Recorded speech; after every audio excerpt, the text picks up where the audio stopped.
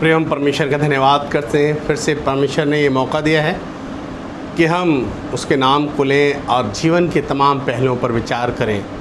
प्रिय हमारे जीवन में बहुत बार हम कुछ ऐसे निर्णय लेते हैं जो निर्णय जो है हमारे जीवन के लिए बहुत महत्वपूर्ण होते हैं। कितनी बार हम गलत निर्णय ले लेते हैं जिससे कि हमारे जीवन के अंदर बहुत उथल पुथल हो जाती है, हम समस्या में पड़ जाते हैं। आज का हमारा विषय गलत निर्णय या रॉन्ग डिसीजन है, जिसे हम ध्यान करेंगे। हमारे जीवन में ये बहुत ज़रूरी है कि हम जो भी निर्णय लें वो हमारे जीवन के लिए लाभदायी हो।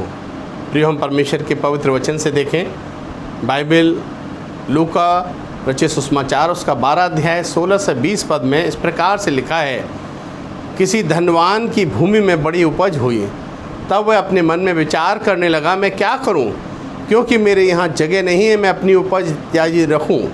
और उसने कहा, मैं यह करूँगा, मैं अपनी बखारियाँ तोड़कर उनसे बड़ी बनाऊँगा और वहाँ अपना सब अन्न और संपत्ति रखूँगा और अपने प्राण से कहूँगा कि प्राण, तेरे पास बहुत वर्षों के लिए बहुत संपत्ति रखी है, चैन कर, खा पी और सुख से रहे।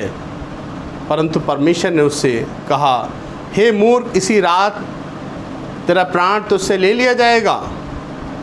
तब जो कुछ तूने इकट्ठा किया है वह किसका होगा? ऐसा ही वो मनुष्य भी है जो अपने लिए धन बटोरता है परंतु परमेश्वर की दृष्टि में धनी नहीं। प्रिय हमारे जीवन में हम देखते हैं कितनी बार हम सोचते हैं कि हमारे जीवन में जो सुख, चैन है, आराम है, वो हमारे धन के कारण हैं। हम पैसे के ऊपर बहुत गुमान करते हैं, बहुत घमंड करते हैं, लेकिन हमें ध्यान देना है। यहाँ पर इस धनवान व्यक्ति के जीवन के अंदर बहुत बड़ी खेती बाड़ी थी, बहुत कुछ अच्छा व्यक्ति था। ये अच्छा मीन्स आलसी नहीं था, उद्देश्यहीन नहीं था। उसका धन कोई गलत 2 नंबर से नहीं कमाया गया था, कोई गलत तरीके से उसने धन नहीं कमाया था। खेती करना, मेहनत करना, मज़दूरों को सेवा में लगाना कोई आसान बात नहीं थी। इसने तमाम लोगों को सेवाएं दी, काम दिया, लोगों ने मेहनत की और उसके बाद हम देखते हैं एक बड़ी उपज इसके खेत में हुई। बहुत भारी उपज हुई, बहुत इतनी उपज हुई कि क्रांति आ गई। एक इतनी बड़ी क्रांति कि धन का कोई बेशुमार, जिसको कह सकते हैं, परमेश्वर की आशीष इसके उस उपज पर हुई। और यहाँ हम देखते हैं प्रियो, क्या होता है उसके बाद जब बड़ी उपज इसके पास हुई।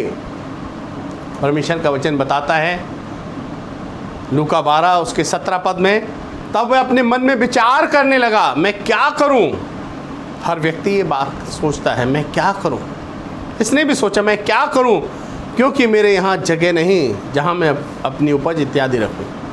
हमारे जीवन में भी हम इन बातों को सोचते हैं। ये धनवान व्यक्ति ने सोचा, मैं क्या करूं। क्या बात है, इसने परमेश्वर का ध्यान नहीं किया, उसका धन्यवाद नहीं किया। इसने सोचा कि ओहो, मेरे पास बहुत धन आ गया है, बहुत उपज हुई है, मैं तो संसार का सबसे बड़ा सुखी व्यक्ति हो गया। परमेश्वर का धन्यवाद नहीं किया। और यही है कि उसके जीवन में जो आशीष आई थी, जो परमेश्वर का अनुग्रह हुआ था, उसने परमेश्वर का धन्यवाद ना करके अपने जीवन के अंदर एक बड़ी परेशानी ली। उसका पाप बड़ी बखारी बनाना नहीं था। धन स्टोर करने के लिए हर ज्ञानवान, बुद्धिमान व्यक्ति सोचता है, मैं कहाँ करूँगा, क्या करूँगा। ये सारी चीज़ें नहीं है। उसका पाप बड़ी बुखारी या कहाँ पर धन इकट्ठा करना है, ऐसा विचार करना नहीं था, बल्कि उसका पाप ये था, वो जिसने सब कुछ दिया है उसका शुक्र करना भूल गया, उसी को भूल गया। सब कुछ याद था, कहाँ क्या करूँगा, कैसे रखूँगा, इन बातों के बारे में तमाम सोचने लगा। परमेश्वर का ध्यान नहीं किया, ना ही उसने उन गरीब मजदूरों का जो उसके खेत में काम कर रहे थे उनका भी ध्यान नहीं किया। इग्नोरेंट हम देखते हैं, सोचने लगा, मैं अपने लिए सिर्फ अपना चयन कर, अपने जीवन के लिए तमाम।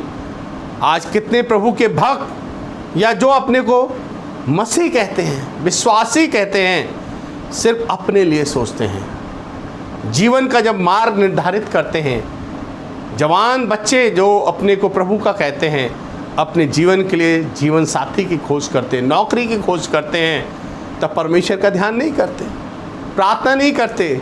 आप डॉक्टर बनना चाहते हैं, इंजीनियर बनना चाहते हैं, साइंटिस्ट बनना चाहते हैं, जो भी बनना चाहते हैं, आप बनना चाहते हैं ना, परमेश्वर आपसे क्या चाहता है? एक विश्वासी होने के नाते हमारे जीवन में first priority goes to God. प्राथमिकता प्रभु को देना है, हमें प्रार्थना करना है अपने जीवन के लिए, प्रभु से पूछना है, प्रभु तूने मुझे इस संसार में भेजा है और जो कुछ तूने दिया है तेरा नाम मुबारक है, लेकिन तू मेरे जीवन से क्या चाहता है? प्रभु मेरी इच्छा ये है। बहुत बार अपने माँ बाप से हम कुछ मांगते हैं, माँ बाप कभी भी मना नहीं करते, माँ बाप हमारी खुशी में खुश होते हैं, लेकिन जब हम अपने माँ बाप से पूछते हैं उनका दिल बड़ा हो जाता है। और जब हम परमेश्वर से अपनी बात रखते हैं, प्रभु मैं ये चाहता हूँ, लेकिन तेरी इच्छा क्या है? मेरी मर्जी नहीं, तेरी मर्जी पूरी हो। प्रभु कभी भी हमारी इच्छा को ठुकराते नहीं हैं, प्रभु हमारी मदद करते हैं, प्रभु हमारे लिए रास्ता बनाते हैं। लेकिन जब हम अपनी मर्जी चलाते हैं, जब हम अपने लिए सोचते हैं, तो हम वहाँ पर गलत हो जाते हैं। ज़रूरी है हमारे जीवन के अंदर ये बात सोचना। और यहाँ पर हम देखते हैं धनवान व्यक्ति ने परमेश्वर का विचार नहीं किया। गरीब मजदूर जो उसके यहाँ रात दिन मेहनत करते हैं, धूप में और रात में, हर तरीके से, हर मौसम में उन्होंने कार्य किया, लेकिन उसने ये नहीं सोचा इन गरीबों के लिए भी मैं कुछ सोच लूँ, परमेश्वर के लिए कुछ करूँ। नहीं, मैं बड़ी बुखारियाँ बनाऊँगा, मैं ऐसा करूँगा, मैं वैसा करूँगा। बहुत बार प्रियो मैं यहाँ पर धार्मिक रीति रिवाज की बात नहीं कर रहा हूँ। बहुत बार हम धार्मिक बातों को करते हैं, धार्मिक चीज़ें सोचते हैं, लेकिन परमेश्वर यहाँ धार्मिक बातों की बात नहीं कर रहा है।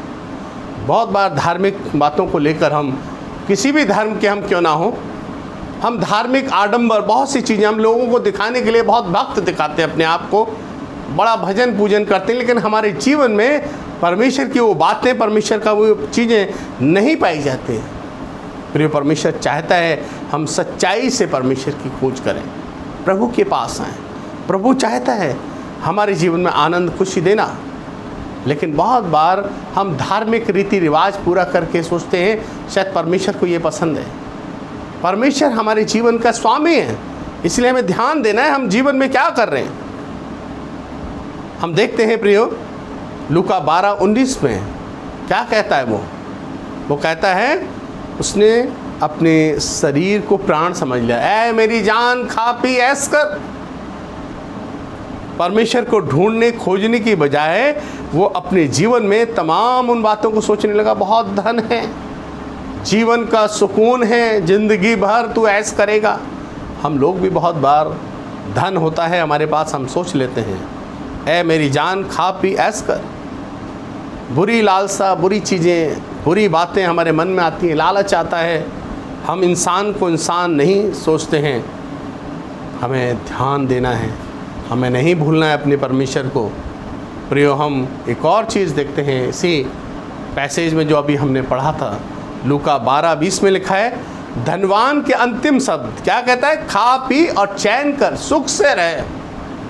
लेकिन उसने कभी नहीं सोचा था, तुरंत बाद जो परमेश्वर ने कहा उसने कभी विचार भी नहीं किया, मन में भी नहीं आया कि ऐसा भी हो सकता है, परमेश्वर कुछ भी कर सकता है, क्योंकि सब कुछ उसके नियंत्रण में है, उसकी दया से आज हम हैं। और यही हुआ प्रियो, उसने कहा हे मूर्ख, आज ही रात तेरा प्राण तुझसे ले लिया जाएगा।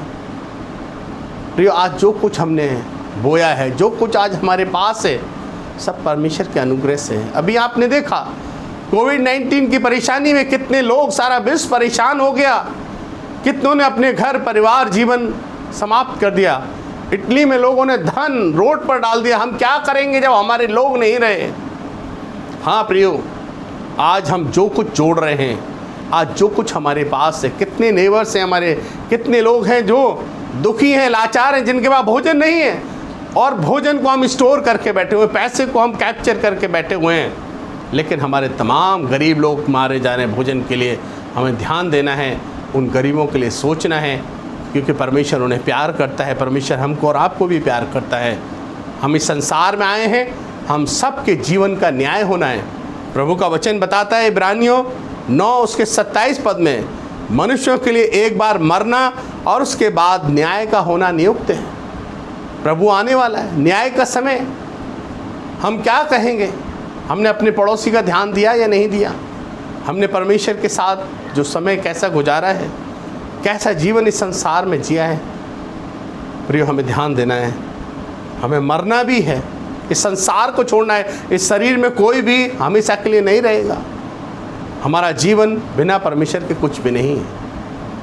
प्रभु का वचन बताता है, दाऊद कहता है भजन 90 उसके 12 पद में, 90 और 12 में कहता है, हमको अपने दिन गिनने की समझ दे कि हम बुद्धिमान हो जाएं।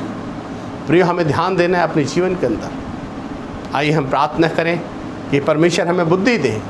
जो कुछ आज हमारे पास है उसके लिए हम परमेश्वर का शुक्र करें और कोई भी जीवन में गलत निर्णय ना लें। जो भी काम करते हैं हम प्रभु के पास आएँ, प्रभु के प्रेम में बढ़ें। प्रभु हमें आशीष देना चाहता है, प्रभु हमें कहीं बर्बाद नहीं करना चाहता है। प्रभु कभी किसी का बुरा नहीं करता है, इसलिए हर बात में अपने परमेश्वर को पहला स्थान दें और उसकी जय जयकार करें। प्रार्थना करें। प्रेमी परमेश्वर, तेरा धन्यवाद, तेरी स्तुति, तेरी बड़ाई करते हैं, तेरे बड़े प्रेम के लिए, अनुग्रह के लिए। सामर्थी पिता, आपसे विनती प्रार्थना करते हैं, तो दया अनुग्रह कर, हम सब के जीवन तुझ में आनंदित हो, खुशहाल रहें प्रभु, हम तुझ में बढ़ते जाएं प्रभु। शैतान कहीं भी कैसे भी हमारे जीवन को छिन्न भिन्न ना करने पाए। प्रार्थना यीशु मसीह के नाम से मांगते, सुनो, ग्रहण कर। आमीन। जय मसीह की।